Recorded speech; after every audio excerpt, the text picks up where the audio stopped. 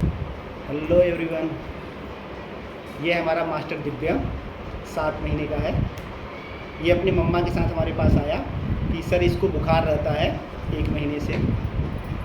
हमने पूछा कैसे आपको लगा बुखार रहता है, कि सर इसका सर गर्म रहता है, हाथ पैर गर्म रहते हैं।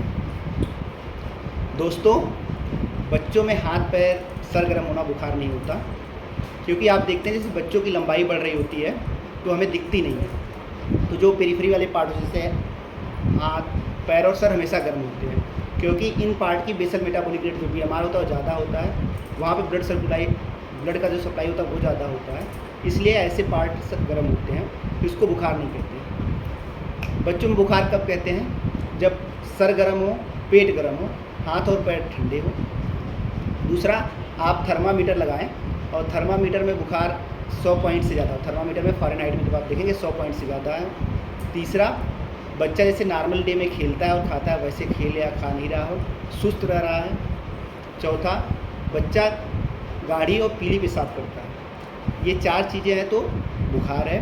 तो तुरंत बच्चे के डॉक्टर को दिखाएं और दवा लें। अगर हाथ गर्म है, पैर गर्म है, सर गर्म है तो बुखार नहीं होता। दूसरा, अगर बच्चे की अच्छे से खाना पीना खा रहा है तो बुखार नहीं होता, और वज़न बढ़ रहा है तो बुखार नहीं होता। अगर बुखार होगा तो बच्चा सही से खाएगा पिएगा नहीं, उसका वज़न नहीं बढ़ेगा।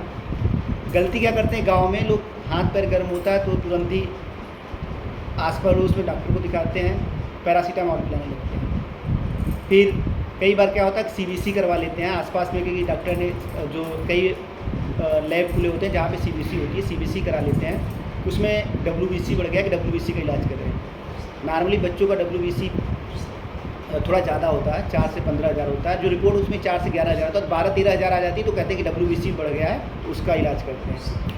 तो नॉर्मली अगर आपके बच्चों को बुखार है, जो हमने सिम्टम बताया, तो आप डॉक्टर को दिखाएं, डब्ल्यूबीसी का इलाज मिल रहा है। धन्यवाद।